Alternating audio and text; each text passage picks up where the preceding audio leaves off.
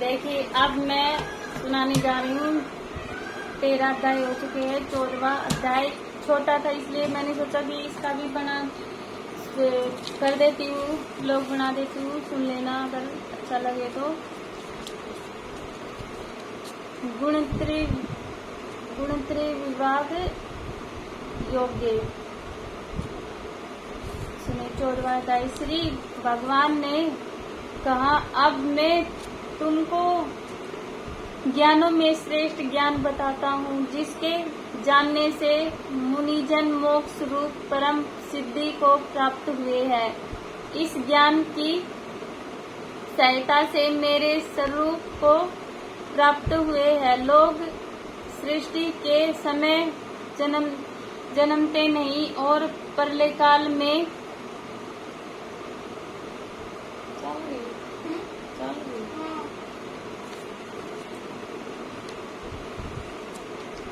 कष्ट नहीं पाते। हे भारत, परम ब्रह्मा मेरी योनि है। मैं उसमें गर्भ को रहता हूँ और उसमें गर्भ को रहता हूँ और उसमें भूतों की उत्पत्ति होती है। हे कीर्ते, सब भूतों में जो मूर्तियाँ उत्पन्न होती है, ये कर रही सुन लेना, फोन में चार्ज लगा रही।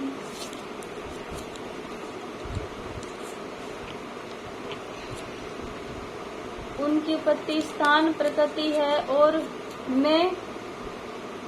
मैं बीज देने वाला पितर हूँ। हे महाभव, प्रकृति से उत्पन्न सत्व, रज और तम तीनों गुण देह में रहने वाले निर्विकार आत्मा को बांध लेते हैं। हे अन्य, इनमें तत्व निर्माण होने के कारण प्रकाश और मैं थोड़ी सी अटक इसलिए पढ़ रही हूँ क्योंकि ना सब थोड़े से कठिन है। इसमें कोई सब आसानी से पढ़ा जाता है, कोई मात्रा की थोड़ी सी होती है ना, गलती हो जाती है पढ़ने में, इसलिए मैं आराम से पढ़ती हूँ। निरपुर पर्दे है जो प्राणी को सुख और ज्ञान से बांधता है। हे कोर्तेगे, रागमक रजगुण से तृषा और आस्तिक पैदा होती है, जो प्राणी को कर्म के साथ बांधती है। तमोगुण की उत्पत्ति अज्ञान से है। यह ब्रह्म आलस्य निद्रा प्राणी को बांधता है, मोह में फंसता है। सत्य सुख उत्पन्न करता है, रज क्रम पैदा करता है, तम सब ज्ञान को ढककर प्रसाद पैदा करता है। ना गलत पड़ गई, सॉरी। ज्ञान को ढककर प्रमाद पैदा करता है। सत्व और तम को दबाकर बढ़ता है। इसी प्रकार रज सत्व और तम को और सत्व तथा रज को दबाकर बढ़ना चाहता है। देह में इंद्रियों द्वारा जब ज्ञान का प्रकाश उत्पन्न हो, तब समझो कि तव गुण की विशेष वृद्धि हुई है। हे भारत, रजोगुण की वृद्धि से लोभ कर्मों में प्रकृति क्रम के आरंभ से अशांति और इच्छा उत्पन्न होती है। हे कुरुनंदन, तमोगुण की प्रबला में अविवेक, अनुमद, परमानंद और मोह ये सब होते हैं। जब देह की संतगुण के उदय में मृत्यु होती है तो वह ज्ञानियों के प्रकाश्यम लोक को पाता है। देखिए, जैसे कोई लेट तक सोता है, पूजा पाठ नहीं करता है, उनको ये सब भोगना पड़ता है। इसलिए इसमें सब लिखा हुआ है। को पाता है। रजोगुण के उदर में मरकर कर्मों में आसक्त मनुष्य जन्म पाता है। तमोगुण के उद्यम में मरा हुआ मूढ़ योनि में जन्म पाता है। सात्विक पुण्य कर्म का फल भी कलंक रहित होता है। राक्षस कर्म का फल दुख और तामस कर्म का फल अज्ञान, सत्य से ज्ञान पैदा होता है। रज से लोभ तथा तम से प्रमाद, मोह और अज्ञान की उत्पत्ति होती है। सात्विक पुरुष को उत्तम, राक्षस को मध्यम और अंत्यम, तामसी लोगों को नीच गति मिलती है। दृष्टा गुणों से अलग अर्थात निर्गुण साक्षी मात्र आदि आत्मा को जान लेता है, वह मेरे रूप को प्राप्त होता है। जो देह में पैदा होने वाले सत्व रज तम इन तीनों गुणों को जान लेता है, वह जन्म मृत्यु बुढ़ापा व रोग से छुटकारा मुक्त पाता है। अर्जुन ने पूछा, हे प्रभु, कैसे मालूम हो कि अमुक मनुष्य ने तीनों गुणों को पार किया? किन उपाय से कैसे मालूम हो कि अमुक मनुष्य ने तीनों गुणों को पार किया? किन उपाय से वही तीनों गुणों को छोड़ता है? श्री कृष्ण बोले, हे पांडव, प्रकाश प्रकृति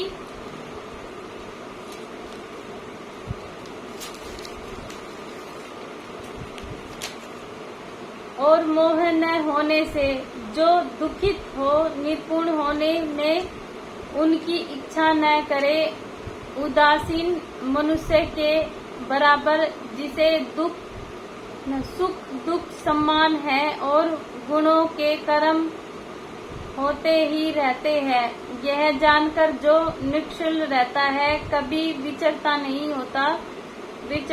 होता, जिसको दुख सुख और मिट्टी पत्थर स्वगुण प्रिय और अनप्रिय, बुराई और भलाई सम्मान है, जो अन्य भक्ति से मुझे पूजता है, वह इन तीनों गुणों को भली भांति जीतकर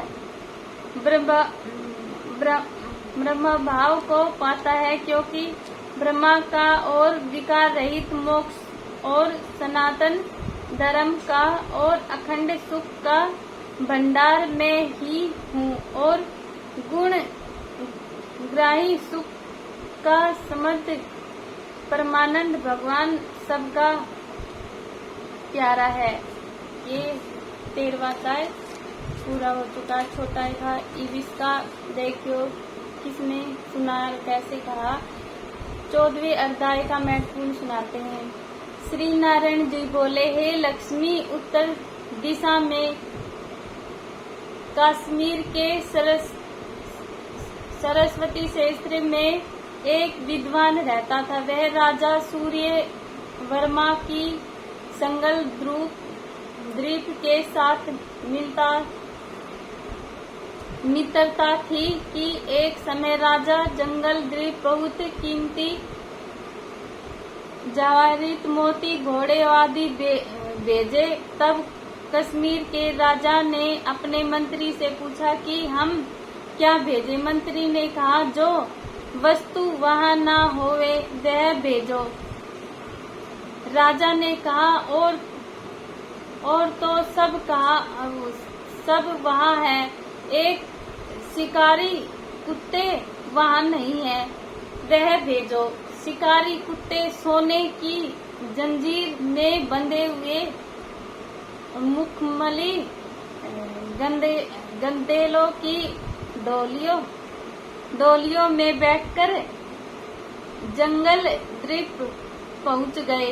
कुत्तों को देखकर राजा प्रसन्न हुआ और कहा कि ये शिकारी कुत्ते यहाँ नहीं थे, यह मेरे मित्र ने बहुत अच्छा किया, हम शिकार खेला करेंगे। एक दिन राजा शिकार खेलने शिकार खेलने गया। एक राजा के साथ शर्त बांधी। सब राजाओं ने अपने अपने कुत्ते छोड़ एक शतक निकला, उसके पीछे कुत्ते दौड़े। सब कुत्ते पीछे रह गए। जंगल द्वीप के राजा के कुत्ते ने शकक को पकड़ा। लोगों ने शोर किया, कुत्ता पीछे रह गया। शकक फिर भागा। कुत्ते के दांत उसके लगे थे। रुद्र टपकता जाता था। भागते भागते वन में एक कच्चा तालाब पानी से भरा मिला। उसके तट पर कुटिया में एक तपस्वी रहता था। उस तालाब में शकक जा गिरा। कुत्ता भी उसके पीछे जा गिरा। राजा भी घोड़ा दौड़कर उसके पीछे ही पहुंचा।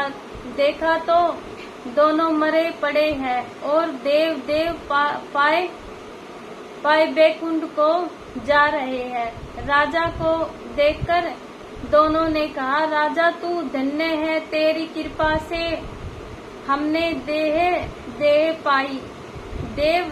पाई। राजा ने पूछा, यह कैसे? उन दोनों ने कहा, हम नहीं जानते। इस जल के छूने से हमें देवदेही मिली है। राजा ने तपस्वी को नमस्कार करके पूछा, हे संत जी, शशंक और शण इन दोनों को जल का स्पर्श करने से ही उद्धार हो गया, वह वार्ता कैसे है? उस संत ने कहा, हे राजन, मेरा गुरु यहाँ रहता था। नित्य स्नान करके गीता के 14वें अध्याय का पाठ किया करता था। मैं भी यहाँ स्नान करके गीता का पाठ करता हूँ। राजा ने कहा, धन्य हो संत जी, आपके प्रभाव से ही ऐसी योनियों का उद्धार हुआ है। मेरा भी धन्य भाग्य है जो आपका दर्शन हुआ। संत ने कहा, हे राजा, यह संत पिछले जन्म का ब्राह्मण था। वह अपने जन्म में भ्रष्ट हुआ था। यह कुतिया इसकी शस्त्री थी। शस्त्री ने इसको विष देकर मारा था। जब यमलोक को गए तब यमराज ने आज्ञा दी कि इसको शकक का जन्म दो और इसको कुत्ते का जन्म दो। तब इन दोनों ने प्रार्थना की, हमारा उद्धार कब होगा? तब यमराज ने कहा, जब गीता के 14वें अध्याय के पाठ करने वाले संतों के स्थान का जल स्पर्श होगा, तब तुम्हारा उद्धार होगा। इतना सुन राजा ने भी घर आकर गीता का पाठ सुना और अंत समय में बैकुंठ को गया। देखिए, कल पढ़ूंगी मैं 15वां अध्याय, अब पूरी हो चुकी है। देखो कितनी अच्छी बात गई है।